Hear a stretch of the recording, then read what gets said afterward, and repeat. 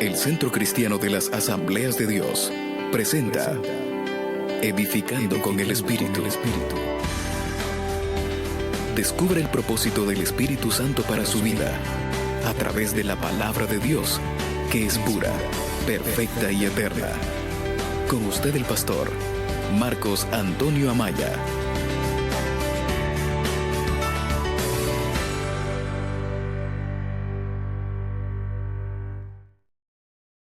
Palabra del Señor, por favor, me tiene cuidado por favor. Ya ustedes saben que antes de compartir la palabra del Señor, tomo un minuto para dar la bienvenida a otro grupo de personas que no están aquí, no han podido llegar a la casa de oración por diferentes.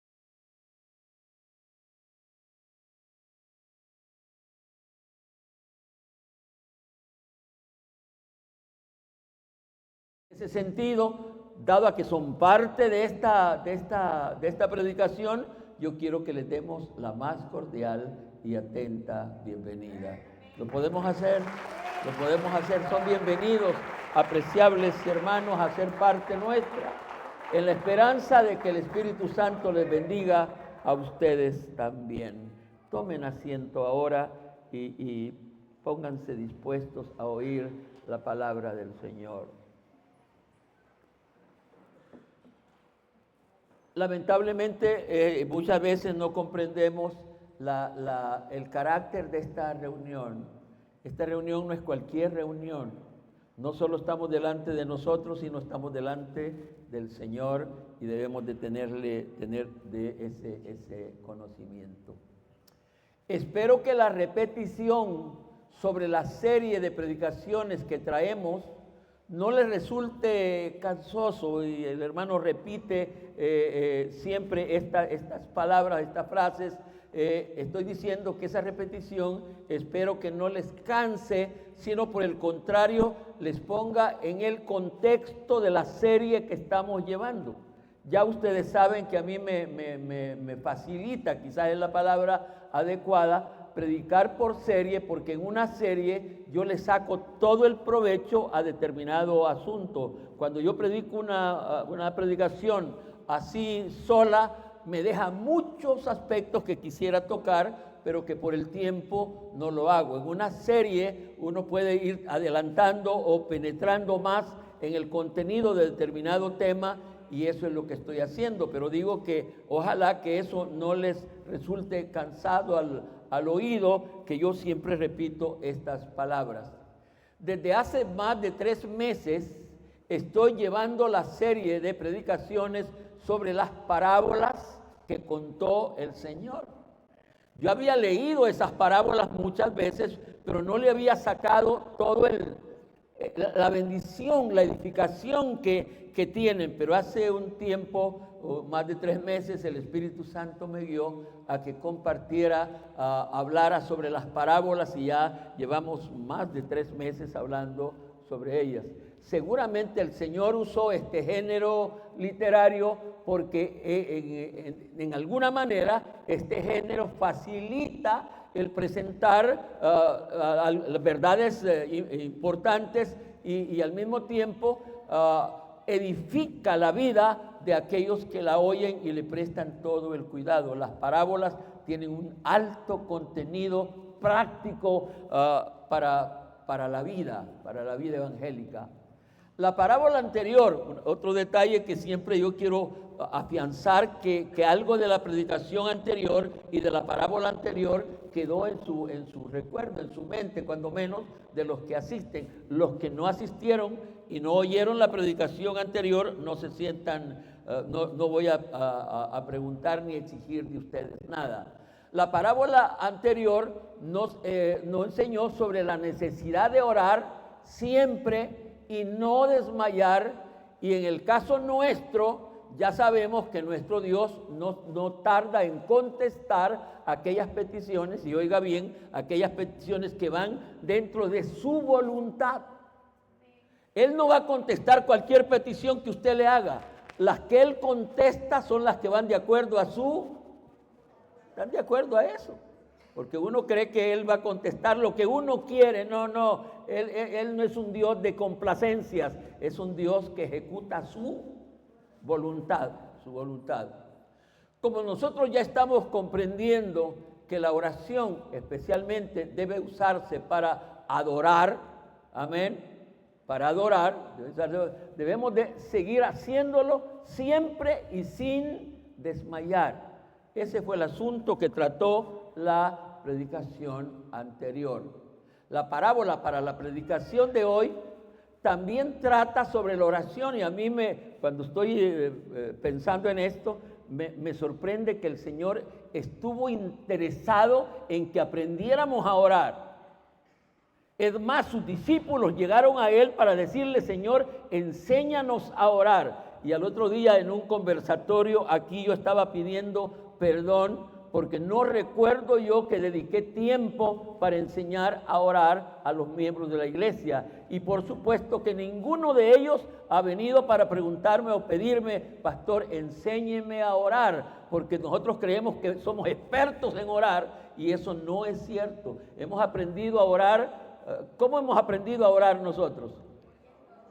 Oyéndole a otro sin saber si ese otro está más perdido que nadie. Pero nosotros oímos a uno que dice: Señor, le pido que me quite este carro viejo porque yo necesito un carro de último modelo. Y nosotros, qué oración más bonita la de ese, porque sí que está queriendo cambiar carro, y nos ponemos a pedir nosotros también otro carro, sin saber que ese no es el propósito del Señor. Entonces el Señor ha estado interesado a través de esas parábolas de que nosotros aprendamos a orar, y ese es el sentido que trae la parábola de hoy.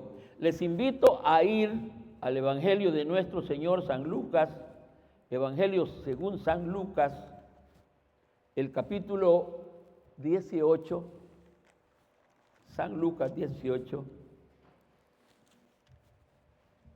Estoy esperándoles a todos. No estoy oyendo ese ruidito que a mí me agrada mucho cuando escucho el ruidito de páginas de la Biblia queriendo buscar la cita mencionada.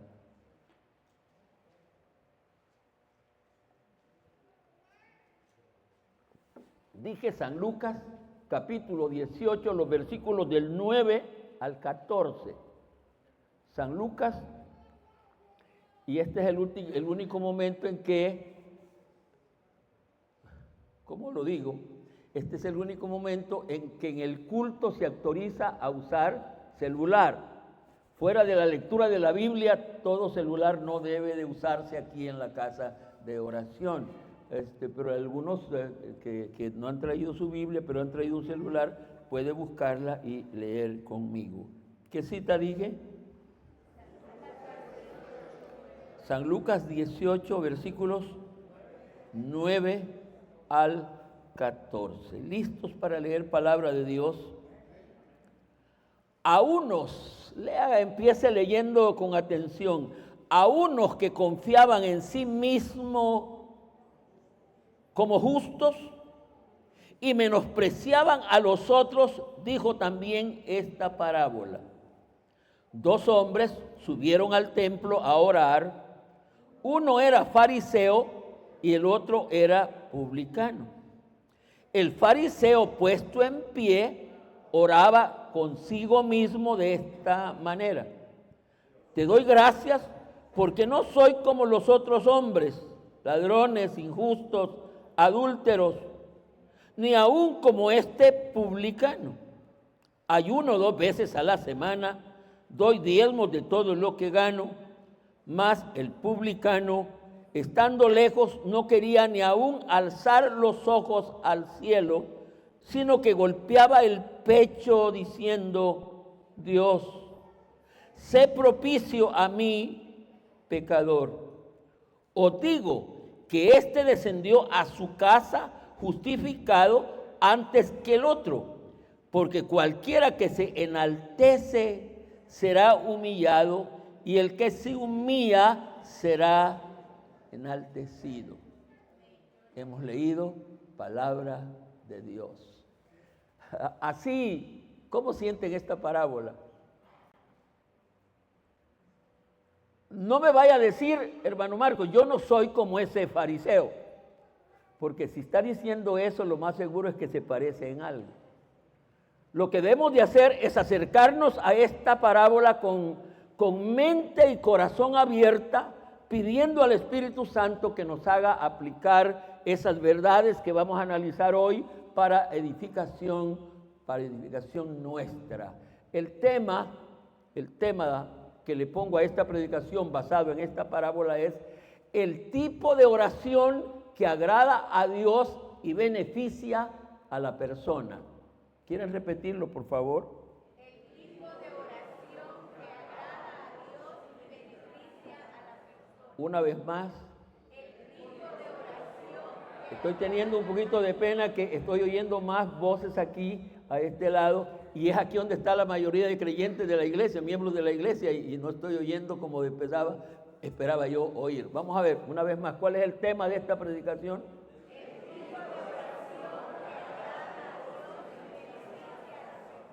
El tipo de oración. Fíjense que aun cuando analizo lo que yo ya escribí, este tema todavía tiene algunos ajustes que se le pudieran hacer. El tipo de oración, porque fíjense que cuando uno cree que está hablando con Dios, pero eso que está diciéndole no es agradable delante de Dios, no está orando porque Él no quiere oír eso que uno está diciendo. Sin embargo, creo que lo más apropiado por hoy es lo que acabamos de ver. ¿Cuál es el tema de hoy? Una vez más, por favor. Una vez más, por favor. Bueno, hoy entremos, tenga abierta su Biblia, hoy entremos a analizar la parábola y sacándole el mayor provecho que nos sea posible. La parábola, este relato del Señor Jesucristo, tenía un destinatario, tenía una dedicatoria. Muchos mensajes del Señor fueron dados así a quien los escuchara, pero esta parábola tenía una dedicatoria. ¿Cómo dice el versículo número 9?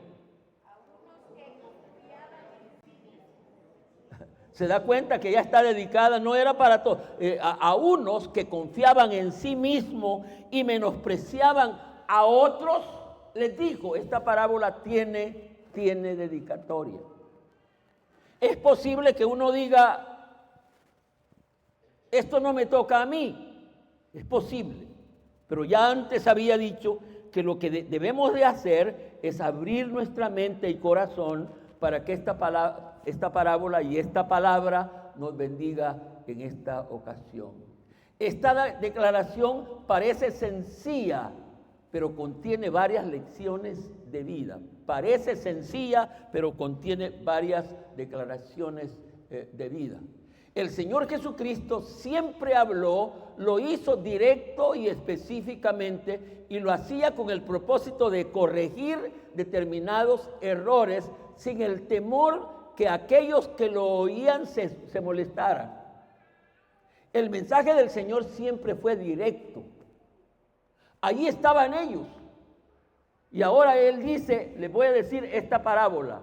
Y Lucas lo entiende y por eso lo escribe. Dice, a unos, como dice el versículo que estamos leyendo, a unos que confiaban en sí mismos. ¿Cuántos de nosotros tenemos eso? Yo tengo esto, ¿por qué? Porque soy capaz, porque puedo hacerlo, porque soy inteligente. Esa es la gente que confía en sí mismo. Y la realidad de las cosas, hermanos, es que nada recibimos si no es por la misericordia de Dios. ¿Cuántos pueden decir amén? ¿Cuántos pueden decir? Nada recibimos si no viene por el favor de Dios. Ese aspecto es muy delicado. Uno se queda sorprendido. ¿Cómo es que Dios bendice dicen que algunas personas que ocupan hoy lugares importantes mientras estudiaron no eran buenos alumnos? Eran copiones. No querían estar en clase y ahora son personas que están en puestos de gran expectación, porque hay mucha gente que no comprende que lo que se recibe en la vida es producto de la misericordia de Dios. Esta es una forma que debe de ser imitada por los predicadores de hoy, porque ya dije que el Señor hablaba de frente. El Señor no le gustaba hablar por la espalda como nos gusta a la mayoría de nosotros. Él hablaba de frente. A unos que se creían importantes, Él les dijo esta parábola. Entonces estoy diciendo que esta parte, este método del Señor Jesucristo debería ser imitado por los predicadores de hoy, porque decir verdad, los predicadores de hoy, lo que no queremos es ofender al oyente. Y por eso no decimos lo que deberíamos decir para que el oyente no se moleste, porque si se molesta, hermano, dice un hermano, si la gente ha vivido molestando a Dios, ¿cómo es posible que hoy Dios no hable lo que quiere decir a través de su palabra? Así que es una forma que deberíamos de imitar al punto que nos lleve a menospreciar o no estar preocupados por lo que digan las demás personas. Por otro lado, el Señor se refirió en esta parábola a esa rara condición humana de confiar en sí mismo o tener mayor estima de sí mismo al punto que nos lleva a menospreciar a otros. Esa es una condición muy humana, que uno, no sé por qué, caemos en la trampa de menospreciar a otros. Yo soy mejor que los demás, yo tengo esto y esto. Es una trampa humana que el Evangelio debe tratar de corregir en cada uno de nosotros. En el caso nuestro, quizás no lo digamos como lo dice el fariseo y lo vamos a ver más adelante, pero que allá en la mente y en el corazón tenemos menosprecio a otros, algunas veces por principios hasta religiosos. Y menospreciamos a los demás, lo cual no es correcto bajo todo punto de vista.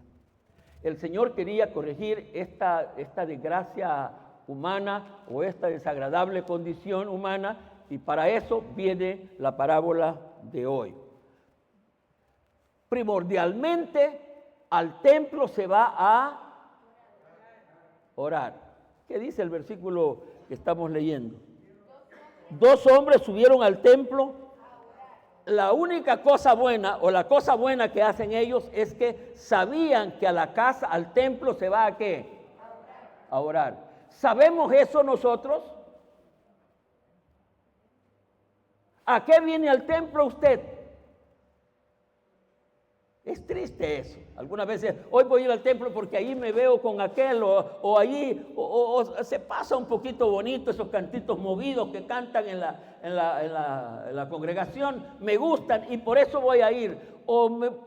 Y cualquier excusa se usa para venir al templo, y al templo se debe venir ¿a qué? A orar en primer lugar. En primer lugar, yo no puedo negar que hay cosas del pasado que las añoro y que las admiré y que me duelen el día de hoy. ¿Cuántos tienen cuando menos unos 30 años de ser creyentes? Levanten la mano los que pensando en el tiempo tienen unos 30 años de ser creyentes. ¿Qué hacían los creyentes cuando venían al culto, iban al culto y era llegando? ¿Qué hacían los creyentes cuando entraban al templo y qué hacían? Esa era una cosa admirable. Los creyentes entrando, lo que hacían era arrodillarse para orar. ¿Qué hacemos nosotros hoy?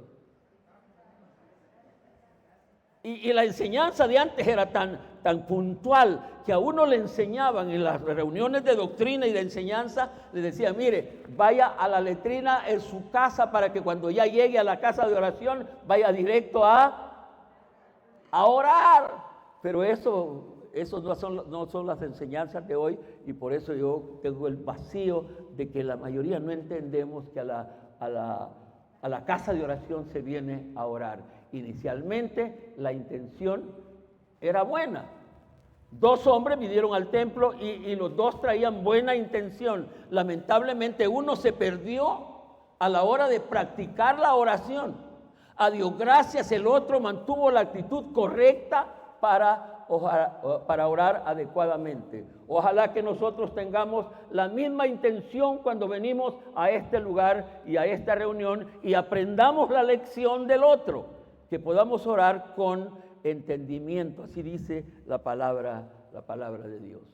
Sin embargo, este asunto de la oración no basta con la intención, sino que debemos de saber lo que es orar y tratar de que lo que sabemos sobre ella sea real conversación con el Espíritu Santo. Ya dijimos que orar es conversar con Dios.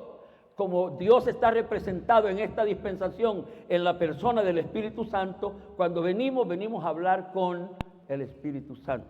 ¿De acuerdo? Amén. Orar, lo hemos dicho, orar es hablar con Dios, es hablar con el Espíritu Santo. Y si no escuchamos y nos conectamos con Él, escúcheme bien esto, no es oración.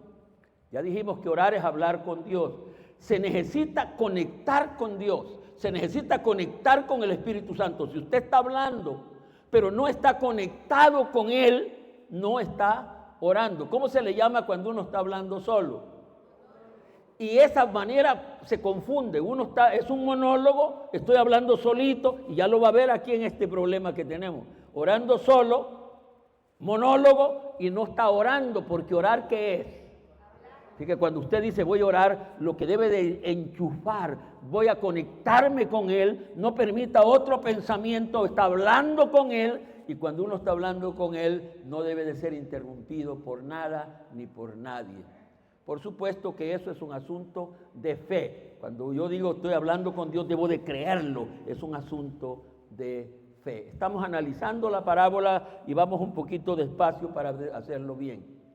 Identificación de de los que iban al templo a orar, de los dos hombres que fueron al templo a orar. Vamos a identificarlos. ¿Qué dice el pasaje que estamos leyendo? Ese versículo 10 que estamos leyendo. Sí, ya vimos que dos hombres fueron al templo y estamos identificando a esos dos hombres. Uno era fariseo y el otro publicano. Los identificamos. Y aquí hay una ironía de la vida. Ya lo va a ver, ya lo va a ver.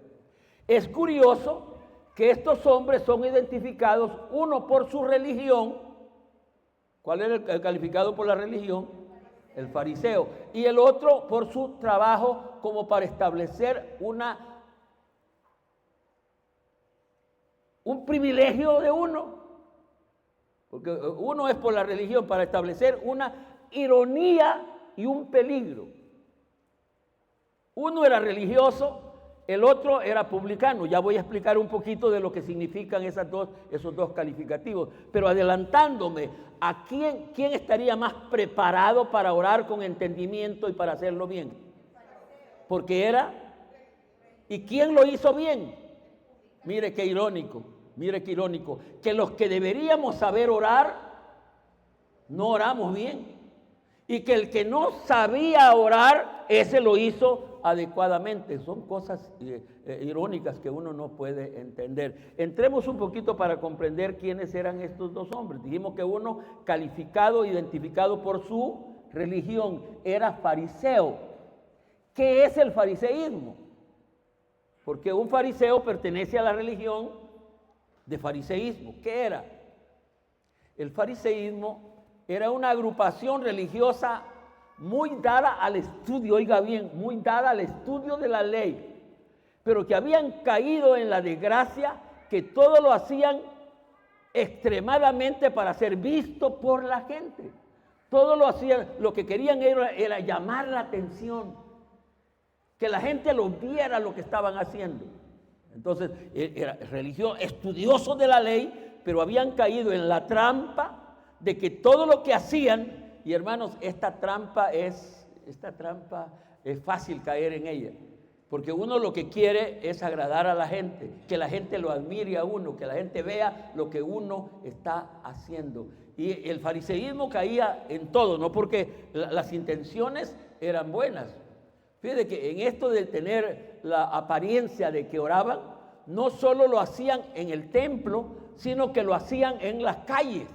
Dice que ellos iban a parar a las bocas de las calles, allí en el semáforo, vamos a decir, que cruzan, se encuentran 4 vías y allí en la esquina se ponían ellos a orar.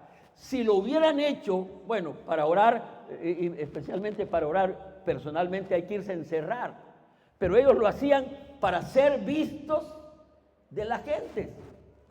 Por supuesto que en eso este fariseo nos deja a nosotros atrás.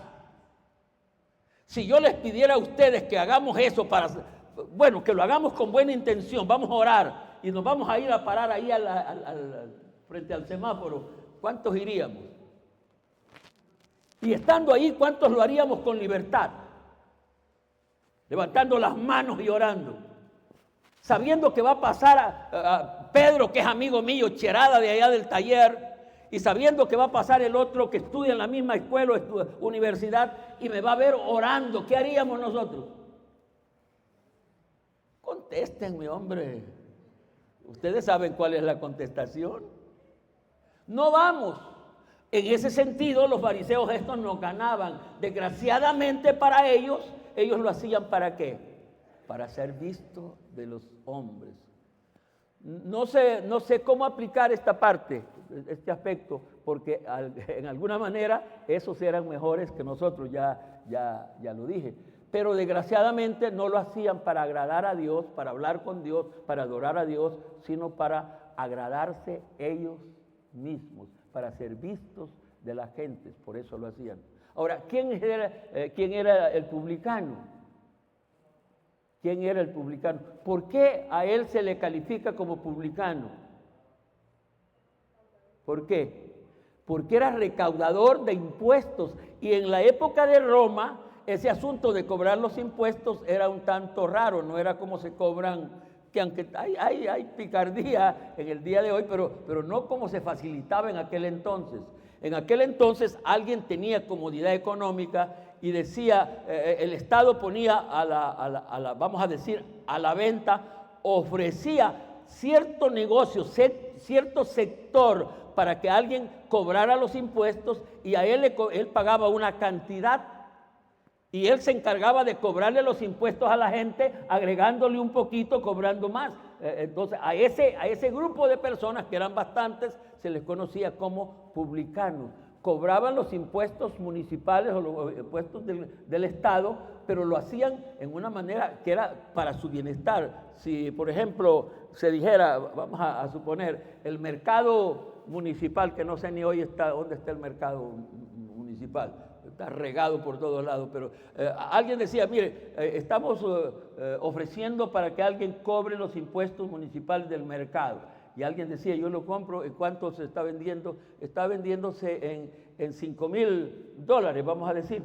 Entonces él decía, está bien. Y contaba los puestos y veía quién vendía más y a ese le ponía más. Y entonces la ganancia de él era, así que esa gente era mal vista por la gente porque los consideraban legalmente como ladrones que cobraban más allá de lo que deberían. Y eso era este hombre. Pero ahora va al templo y ¿qué va a hacer? El hombre pertenecía a un gremio vergonzoso porque la gente no los quería. Tal vez hacían un trabajo bien algunos, pero la gente no los quería. El hombre que había ido a orar al templo a orar era un publicano, lo cual indica que cobraba los impuestos como él quería cobrarles. Pero lo interesante es que ahora este hombre que quizá era sinvergüenza, qué sé yo, ahora está en el templo y ha ido a orar. La única diferencia que vamos a ver en un momento es cómo oraba el hombre.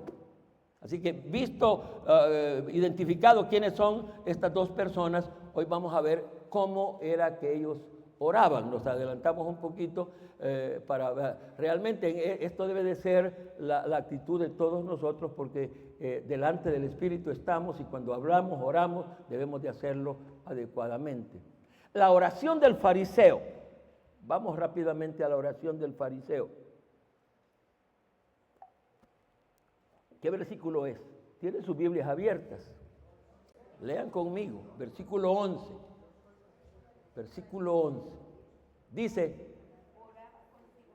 el fariseo puesto en pie Ojalá que este asunto de ponerse en pie no lo vayan a aplicar mal, porque algunos van a decir, bueno, yo no quiero ser fariseo, no voy a orar de pie. Yo creo que en eso estamos más malos, que nosotros somos haraganes, porque mejor vamos a orar sentados y solo falta que me diga, hermano, ¿por qué no nos acostamos primero? De que no vaya a malentender este asunto de que el fariseo oraba de pie. El asunto era la arrogancia con que él hacía, porque él al orar de pie, el fariseo puesto en pie oraba. Y ahora aquí viene una explicación. ¿Cómo era? ¿Qué dijimos que es orar? ¿Él con quién hablaba? ¿Estaba orando? No, para corregir, yo diría, este hombre, se dice ahí para hacer la comparación, pero el hombre no estaba orando, porque el hombre estaba hablando consigo mismo. Esta es una trampa también peligrosa. ¿Cuántos de ustedes a la hora de orar se ponen a hablar con ustedes mismos? Están orando, pero están hablando con ustedes mismos. Yo peleo contra eso, porque hay veces que lo que yo hago, me dispongo a orar, pero un ratito digo Padre Nuestro y al ratito estoy hablando conmigo mismo. Y dicen las hermanas, y los frijoles no sé si los bajé de los hornillas. Y los hipotes a saber si estarán haciendo las tareas. Y los varones hablando de sus propias cosas, lo que están haciendo es hablando consigo mismo. Estaba orando Ahora, aquí lo grave es que aunque él en cierto sentido no estaba orando, el Señor lo estaba mirando. Porque él lo estaba mirando, el fariseo oraba, y dice, Dios, te doy gracias porque no soy como los otros hombres. Ojalá que nadie lo hubiera estado oyendo, porque si ya puede imaginar que alguien esté orando a la par mía y que esté diciendo, Señor, le doy gracias porque yo no soy como este pastor sinvergüenza. Yo también dejo de orar y lo despierto y le digo, ¿qué te pasa? Pero dice que él hablando consigo mismo, estaba hablando solito, no hablaba palabras así, pero pensaba, no soy como estos otros ladrones que están aquí, injustos, adúlteros, ni aún como ya se señaló el que sí estaba cerquita, como este publicano. Ayuno 2 veces a la semana, doy diezmo de todo lo que gano. Y está diciendo todas cosas que cuando uno se pone a examinar lo que en el fondo quería, estos fariseos tenían una rara manera descrito en otras partes del Evangelio. Esa manera de diezmar era con una astucia. Ellos diezmaban cositas chiquitas, el eneldo, la ruda, la menta, vamos a decir los huiquiles, los chipilines, cositas así chiquitas, pero no lo grande, eso no lo diezmaban, solo lo hacían para ser vistos por las personas. Analicemos esta declaración, ya medio lo he explicado. Estos hombres orando, no estaban orando, estaban hablando, y aquí están las cosas para evitar. Cuando ore, no ore con usted mismo, y si habla con usted mismo, hágalo antes de orar. Esta es una cosa curiosa. ¿Sabe que David usaba eso? Hablaba consigo mismo, pero antes de orar. Por ejemplo, el Salmo 103 era una plática de David consigo mismo. Bendice alma mía Jehová y no olvides ninguno de sus... ¿Con quién estaba hablando David? Consigo mismo. Pero estaba hablando así para ahora, delante de Dios, ir y poder decirle a Dios lo que se le debe de decir cuando uno es consciente de lo que uno ha recibido y de lo que uno es. Entonces, ya hemos visto que orar es hablar con Dios, pero este hombre no hablaba con Dios, sino que hablaba consigo mismo. Y repito, aquí están las cosas para evitar. Sin embargo, la lección aquí es que a pesar de que el hombre no estaba orando, Dios le estaba mirando. Cuando nosotros venimos, y hay veces que el día lunes, yo no lo digo porque admiro solo el sacrificio de venir, pero cuando siento un silencio sepulcral de todos, y yo digo, bueno, el Señor sabe qué están haciendo, porque aunque uno no esté orando y Él no lo está oyendo, pero Él sí lo está, es decir, Él no lo está oyendo para responder, Él lo está oyendo para ver si lo hace con entendimiento, pero no para responderle. Entonces, pero sí, el Señor lo estaba mirando. No olvidemos, hermanos, que cuando oramos o hacemos cualquier cosa, cuando andamos haciendo lo malo, Él no está de acuerdo con nosotros, pero Él nos ve. ¿Cuántos dicen amén? Él nos ve. Nadie se libra del ojo de Dios. Por eso es que tarde o temprano pagamos las consecuencias, porque Él nos vio y Él guardó lo que vio y Él va a tratar de corregir por eso que vio. Rápidamente veamos la oración del publicano. ¿Cómo oraba el publicano? Más el publicano, y otra cosa que no quiero que se confunda, se malinterprete, dice que más el publicano, estando lejos, aquí van a estar contentos los que se sientan en las últimas bancas, en las últimas sillas. Por eso es que yo va a decir a algunos, no me voy a sentar a las sillas de adelante porque yo no quiero ser como que se senta. Yo quiero ser como este hombre que sabía y se sentaba en los últimos. Usted lo que es rebelde. ¿Está bien? Mas el publicano, estando lejos, no quería ni aún alzar los ojos al cielo, porque allá en su mente él pensaba, ahí está Dios, y en mi pecado no quiero que me vea.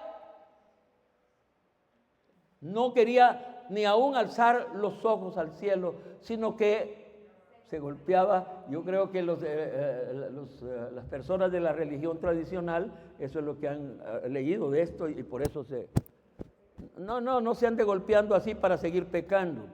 Eso quiere decir que usted allá adentro está humillado, avergonzado de algunos errores cometidos. Lo más seguro es que él allí estaba pensando antes de ir, yo voy a pedirle perdón y me humillo porque a la señora aquella le cobré más de lo que debía de cobrarle y al otro le hice la otra, y él está arrepentido de todo lo que ha hecho. No quería ni aún alzar los ojos al cielo, sino que se golpeaba el pecho diciendo, Dios, sé propicio de mí, pecador. Eso es lo que somos, hermanos. Por supuesto que pecadores arrepentidos, pero eso es lo que es el hombre, el ser humano. Fíjense que cuando uno se pone a leer los profetas nunca se vieron como algo elevado, alto. No, se vieron como que eran pequeñas criaturas, pequeños seres que por pura misericordia podían estar delante de Dios. Pongámonos en contexto nosotros, pensemos como ese hombre. Nosotros hemos cometido errores que no podemos venir delante del Espíritu Santo con arrogancia, y primero Él lo sabe. Por eso es que al venir delante de Él tenemos que venir con arrepentimiento, sabiendo que hemos ofendido a Dios, que no somos dignos de tanta misericordia, pero que su gracia nos puede envolver y podemos regresar, salir de la oración justificados. Vamos a hablar en eso de un momentito. No confundamos la idea de estar lejos, como ya lo expliqué, porque los que se sientan en las últimas sillas y los que no quieren pasar al frente a orar, no se confundan con eso. Yo no lo hago porque yo me parezco a ese publicano pecador que vivía arrepentido. Ya dije que lo que son algunos es rebeldes sin causa, rebeldes sin razón, porque debemos de ser obedientes al estar en la casa de oración. La actitud de este publicano es la de una persona que reconoce que está delante de Dios, para empezar, y que este Dios es un Dios santo, santo, santo, y ante Dios reconoce su condición de pecador, se reconoce como un ser vil que es, y ahora él viene pidiendo perdón. ¿Qué lección más importante es esta? Debemos de venir delante de Dios con esa actitud, con la actitud de pedir, de reconocer quiénes somos. No somos nadie. Él es todo, Él es todo. Nosotros no somos nada, pero debemos de venir a pedir perdón y seguramente que vamos a ser perdonados. Esta es la actitud que debe tener todo creyente que se acerca a Dios en oración. La evidencia, si se ha orado, es cómo se regresa a casa. Escúcheme bien esto. ¿Cómo saber? Yo creo que algunos se preguntaría, ¿cómo saber si la oración de alguien o si alguien está orando? Porque si está orando, ¿qué está haciendo? Hablando con Dios. ¿Cómo saber si alguien estuvo hablando con Dios o como el primero estuvo hablando consigo mismo? ¿Cómo saber? Yo le diría que no debe de importarse usted por saber de los demás. Partamos de ahí. Yo no debo de interesarme tanto, aunque mi condición de pastor me lleva a otro nivel, a otra condición, pero yo no debo de preocuparse tanto sobre ustedes. ¿Cuál la oración de cuál de mis hermanos? ¿Cuál es la evidencia que estuvieron llorando? ¿Cuál es la evidencia verdadera si mis hermanos estuvieron? No, yo debo de preocuparme por la mía. ¿Cuál es mi evidencia si yo estuve hablando con Dios o no? ¿Me explico? No, porque uno a veces que le gusta andar vigilando a los demás y el hermano fulano estará, yo lo veo que ahí está llorando, yo lo veo que está ya un poco dormido. No, que no le deje eso. ¿Cómo saber si alguien estuvo hablando con Dios? ¿Cómo saber si yo estuve hablando con Dios, mejor dicho? Lea el versículo 14. ¿Qué dice el versículo 14?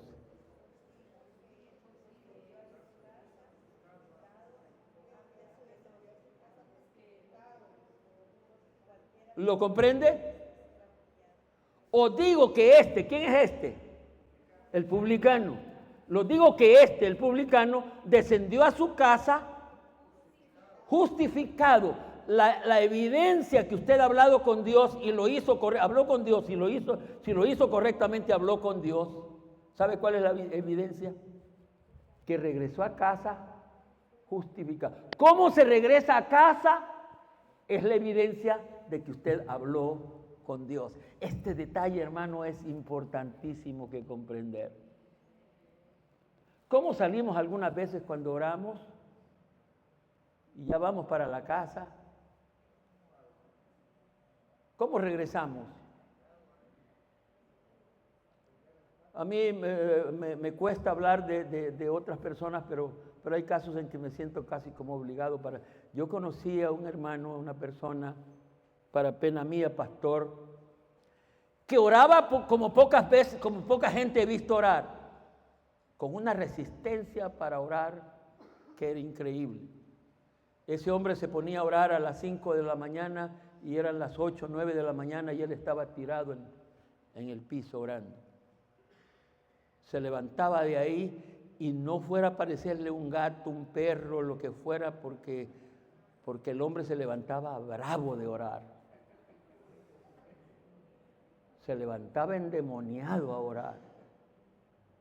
No, él no salía justificado, porque cuando uno ha estado con Dios, hablando con Él, debe de salir de ahí. La frase que estamos analizando es: salió justificado, salió limpio de pecado, y su actitud era de alegría, de libertad, de bendición. Había estado con Dios. ¿Se aplica eso a su vida? ¿Lo está revisando usted? ¿Cómo vamos a saber que hemos hablado con Dios? ¿Cómo regresamos a casa?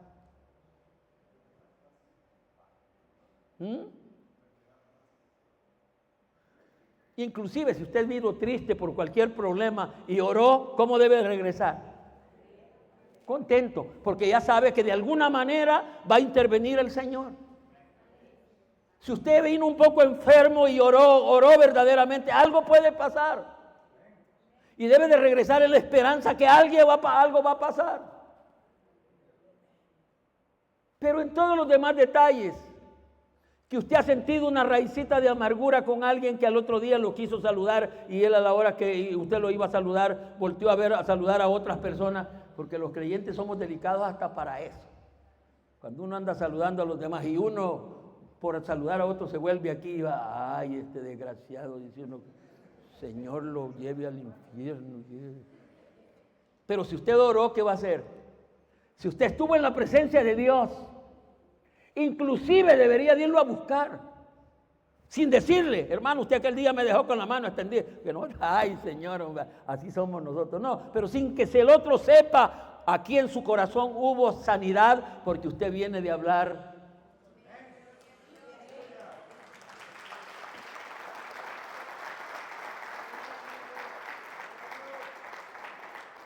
Ahora, esto como conocimiento, como información, está bonito. ¿Qué es lo que debemos de hacer? Practicarlo.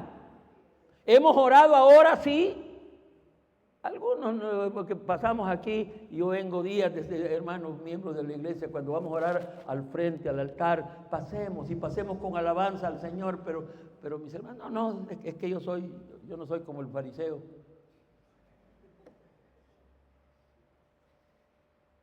Lo importante de esto es la lección de vida.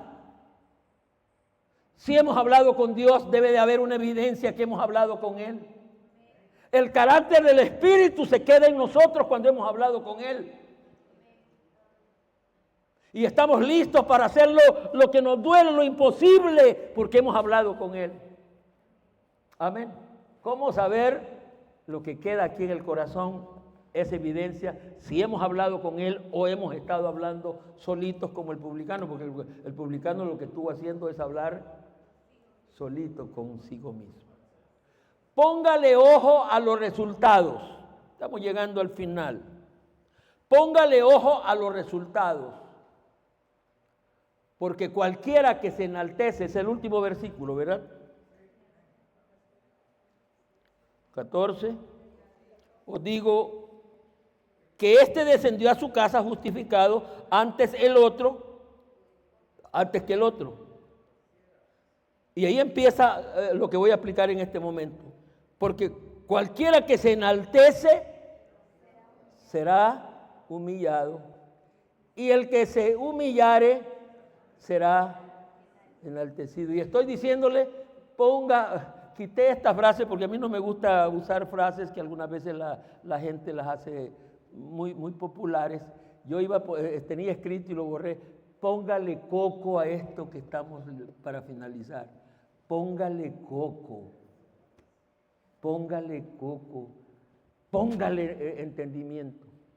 Este versículo descubre el verdadero propósito de esta parábola. Póngale coco. Porque cualquiera, dice la palabra, póngale coco. Porque cualquiera que se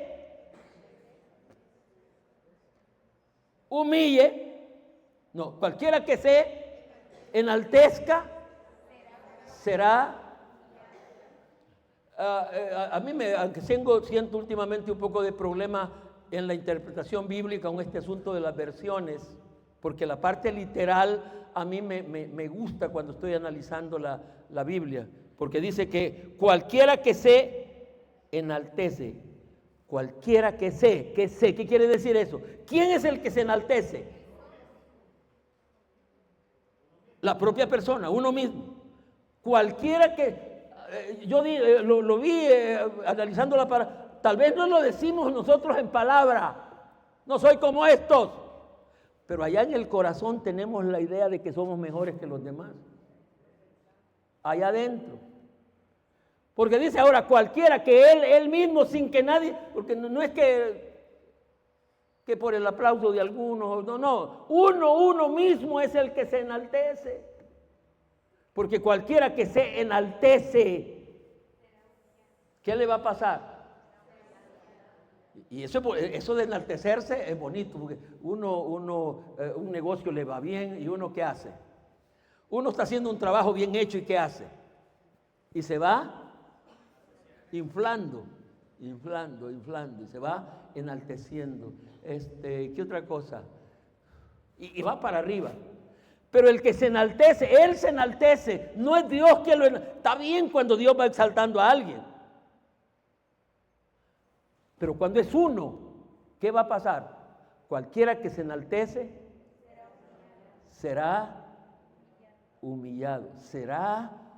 ¿Qué les parece esa frase? Será humillado. Esto indica que serán otros los que lo van a humillar a uno. Será humillado. ¿Qué quiere decir eso de será humillado? Será humillado. Sí, pudiera ser un sinónimo. Será menospreciado. Ahora no voy a empezar con será desechado. ¿Quién? El que sé. Tengamos cuidado con eso, hermanos. Tengamos cuidado con eso. Y repito, lo peligroso no es tanto serlo de apariencia, lo más peligroso es serlo de espíritu. Porque hay veces que uno en apariencia, yo soy uno de los que en apariencia no aparezco que yo soy enaltecido, que yo me enaltezco en apariencia. Yo siempre he andado afuera del culto, cuando yo vengo aquí y sacudo todos mis trajecitos para venir aquí ante ustedes por causa de la palabra que predico y por causa de ustedes, pero fuera de aquí yo ando mal vestido, a veces ni bien peinado, ni nada de eso, y hay veces que los hijos me dicen, échese perfume, ahí tiene perfume. No, hombre, sí que el perfume mejor para mí es el sudor que tengo, hombre, porque ese no engaña a nadie, pero eso es de apariencia. Yo soy humilde de apariencia, pero no quiero solo de hacerlo de apariencia, quiero hacerlo de corazón, de verdad aquí adentro. Tenga cuidado de eso. No, fíjate que hay veces que hay gente que es orgullosa por dentro. Puede ser pobre, pelado, desnudo, pero orgulloso. Es más, hay veces que son más orgullosos los pelados. No me humillo, dice. ¿Cómo le voy que no es igual a mí? El pobre suele ser más orgulloso que nadie. Pero lo importante es que seamos humildes de corazón. Porque el que se enaltece, yo al otro día prediqué que este asunto pareciera que que en su deseo espiritual algunas veces uno dice cosas que yo algunas veces oraba antes, Señor, humílleme, y pensé que a Él no le gusta solo en casos extremos humillar a alguien. Por ejemplo, Él humilló a un hombre, a un rey del Antiguo Testamento, Nabucodonosor, pero generalmente Él no quiere, Él quiere que uno se humille uno solo, porque si uno no se humilla uno solo, otros humanos se encargan en humillarlo a uno. Hay un hombre que se la lleva y quiere andar peleando con todo mundo y él anda retando a otros. Pérez, más tardecita va a encontrar otro que le va a cambiar la dentadura para que no ande de que yo puedo, va. Otro viene y con las hermanas pasa eso cuando se... El verdadero objetivo de la parábola no era el fariseo, porque seguramente el Señor Jesucristo ya sabía que los fariseos eran gente dura y Él ya sabía que no iba a... Pero la esperanza del mensaje y de la parábola éramos nosotros. No nos exaltemos, porque si nos exaltamos, otros se van a encargar. Otros se van.